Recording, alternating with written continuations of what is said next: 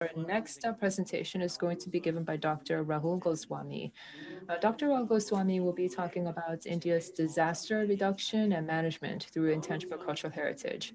Dr. Goswami has been a UNESCO ICH facilitator since 2011.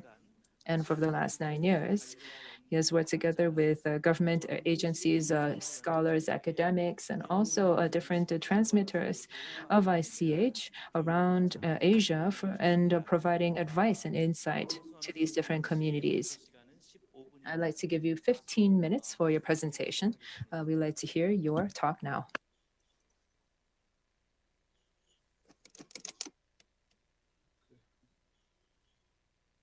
Can I start?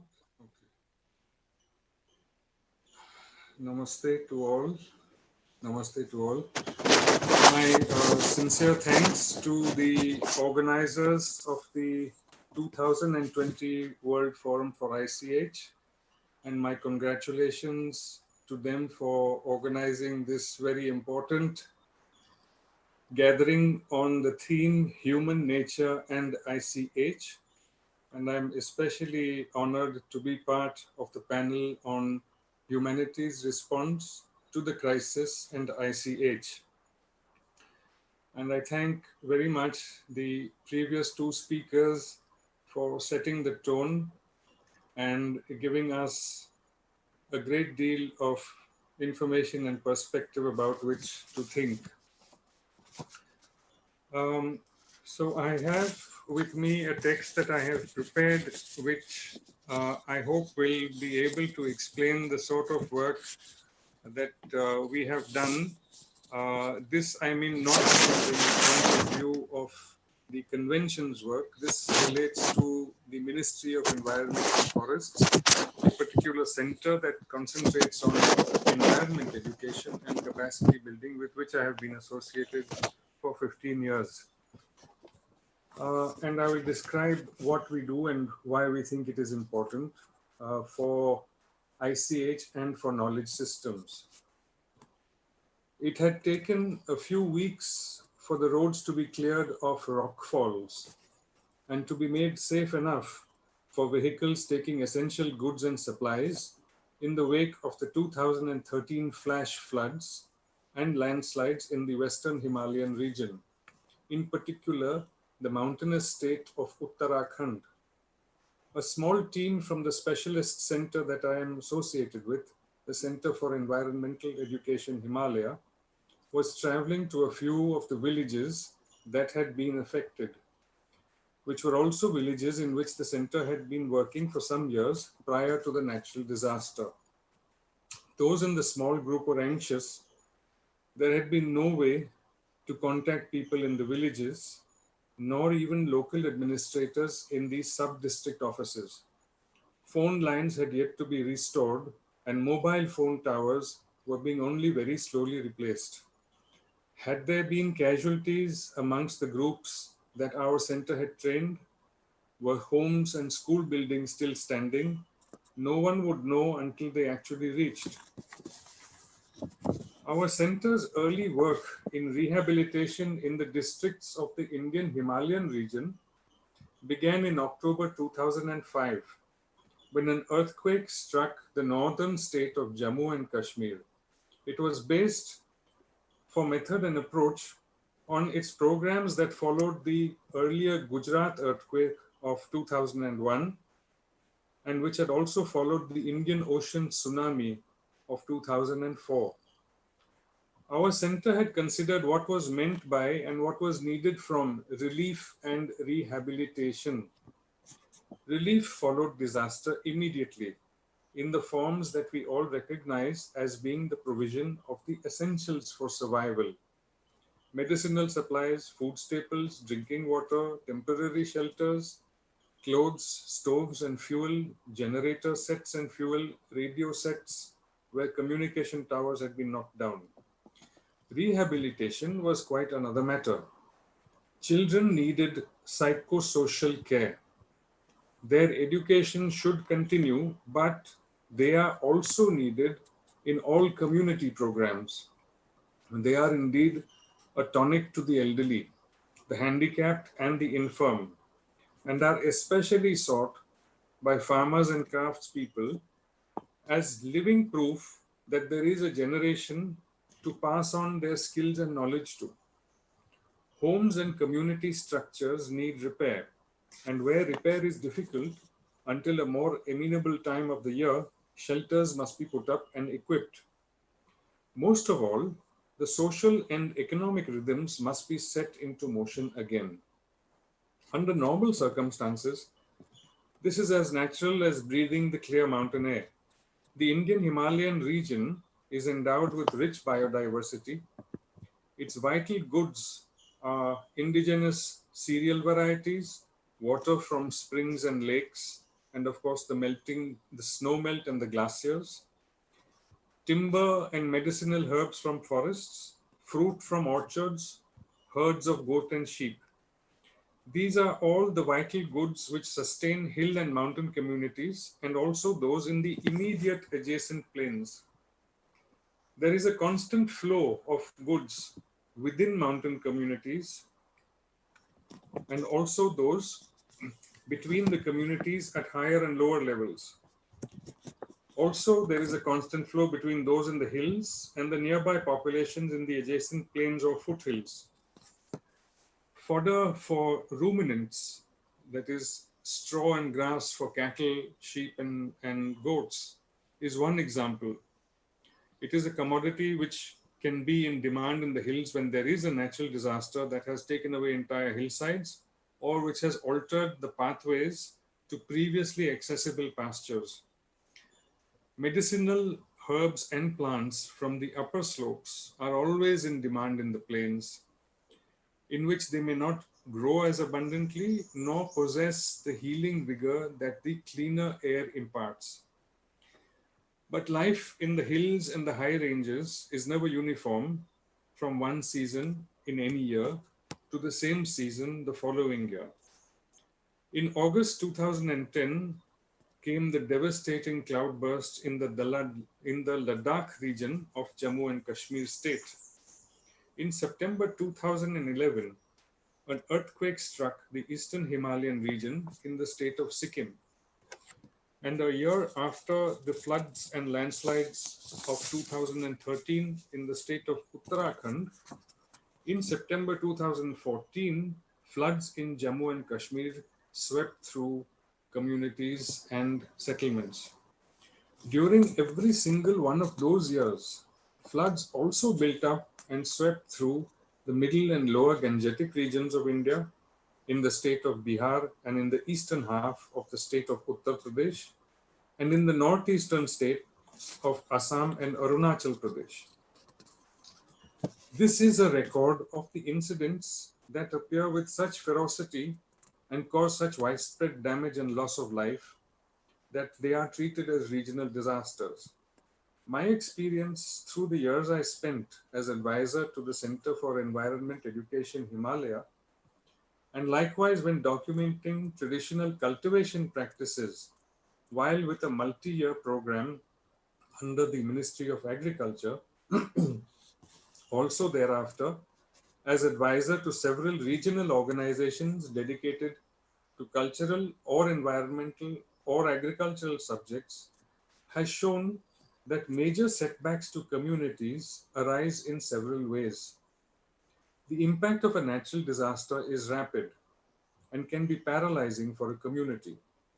Yet no less paralyzing are the other impacts that are slower and not as visible. From the point of view of the safeguarding of ICH and of local and indigenous knowledge systems, it is all such impacts that should be addressed. One of the rules of thumb that we adopt in the field, which comes from the area of rural development, is that the cycle of fortunes and misfortunes tend for the most part to occur in cycles of 4 years. That is, we could discern a pattern to the lives of households, whatever their primary occupation, in rural regions, whether mountainous regions, or in plains or in river valleys. The pattern is this: 2 of the 4 years are likely to be unremarkable. In 1 year, there may be expected a serious sickness amongst a family member, and this serious sickness could even lead to death. And in the fourth year, there is very likely to be some manifestation of a natural calamity, whether a typhoon, a drought, floods, or earthquake. So the question is, what does such a pattern do to the household? Simply this, that the better fortunes of 2 years may balance the worse fortunes of the other two. If by chance the household sees 3 unremarkable years or 3 years in which there is no calamity, then it can save some money and build some capital to give it the luxury for planning for a further future. So the question is, where does the impact point of the disaster lie, and over how much of the following period does its aftermath fall?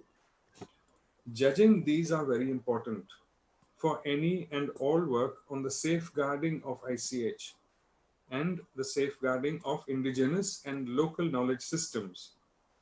A natural disaster event is taken as the initial moment of major disruption to a region and its communities, and thereafter relief and rehabilitation take their courses, respectively for a short and intense period, and thereafter for a longer duration that requires careful monitoring and support. Yet our experience has shown that this point of view should, more often than not, be modified by circumstance.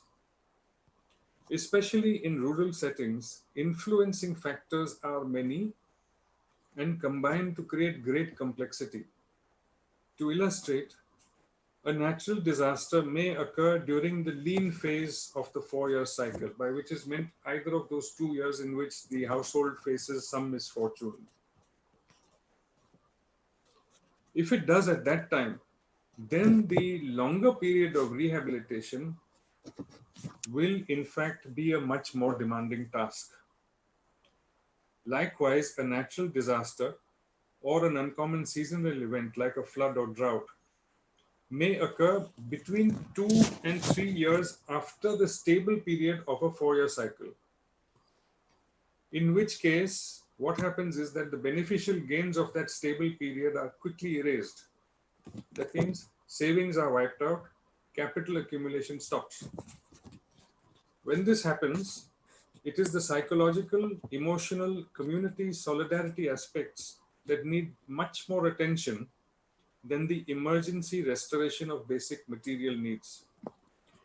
During all these events, from 2005 onwards, CEE Himalaya focused on social structures and especially the existing networks of support and mutual care that are found in learning groups. These are more usually informal or non-formal rather than formal, although the school building structure very often becomes a center for all kinds of community activity that includes children, adolescents, youth, young adults, and older folk. For several programs that followed some of the natural disasters I mentioned, our center coined the term rebuilding as the prefix to describe the collective efforts. So we have had programs such as Rebuilding Hope, Rebuilding Trust, Rebuilding Faith. These were chosen to signify the innate strengths of communities which, with limited external support, repair themselves and find ways to rebuild households and community life that has been interrupted, sometimes tragically, sometimes with near total destruction of assets such as swidden plots or farm animals. Our experience with the different communities of the Indian Himalayan region and in the varied ecological habitats has given us very valuable insights concerning knowledge, culture, environment, development alternatives, the organization of rural and mountain societies, the role of the state and administration, and the importance of informal channels of learning. We have taken guidance and inspiration from intergovernmental and international conventions, such as, of course, UNESCO's cultural conventions, and from treaties and conventions on climate, biodiversity, biospheres, wetlands, wildlife, plant and animal genetic resources, the rights of smallholder cultivators, and communities dependent on forests. These we relate to our national programs, in particular India's National Action Plan on Climate Change and what is associated, the National Mission for Sustaining the Himalayan Ecosystem. While all these have their value, what they are no substitute for is the learning that comes through experience. We have found that the conditions that set in after a natural calamity take on a familiar pattern. Yet this pattern is also seen in situations where no natural disaster has occurred, but where man-made disturbance has occurred. What are these disturbances? They are conflict or the effects of armed militancy, the impacts of large infrastructure projects that cause displacement of entire settlements and communities, changes in economic regulations that have immediate effects on the production of handicrafts, handweaves, and household artisanal goods, changes in land use and land use planning that lead to more rapid urbanization. These can and do bring conditions whose patterns may be indistinguishable from those that arise following a natural disaster. The difference is that when they do, they are not considered as having arisen from a single point, single event occurrence, and therefore are minus the typical relief and rehabilitation response that we are familiar with. It is towards these and other kinds of disturbances that most of the center's efforts have been directed. An unstated objective of our work has been to curb migration away from the villages and rural districts to urban settlements. For we know well that repeated waves of migration, whether their cause is a natural disaster or the post-disaster patterns that set in as a result of other causes, these repeated waves of migration drain a community of both its youth and its knowledge-bearing people, remove from a community the generation that ordinarily would receive knowledge and cultural practices, remove from the habitat of the community the manpower and the organization that maintains its ecological balance, takes away from the community the will and motivation to apply traditional knowledge and cultural practice that can continue to survive. Any one of these deficits we have found, any one, has an effect that goes well beyond the time span that separates one knowledge generation from another. Two or more of these effects at the same time have a multiplicative effect. We see through our experience in the Indian Himalayan region and elsewhere that social ecological systems are both ancient and amenable to change. They are not, as the word tradition seems to imply, static. Their principles and values are constant and should be, for those principles and values are found in cultural practices, customs, and in the meanings given to rituals and festivities.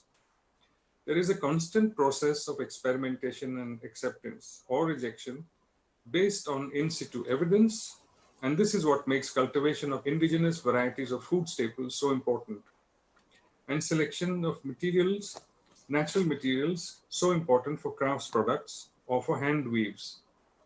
There are many kinds that we have witnessed and where possible aided in the Indian Himalayan region.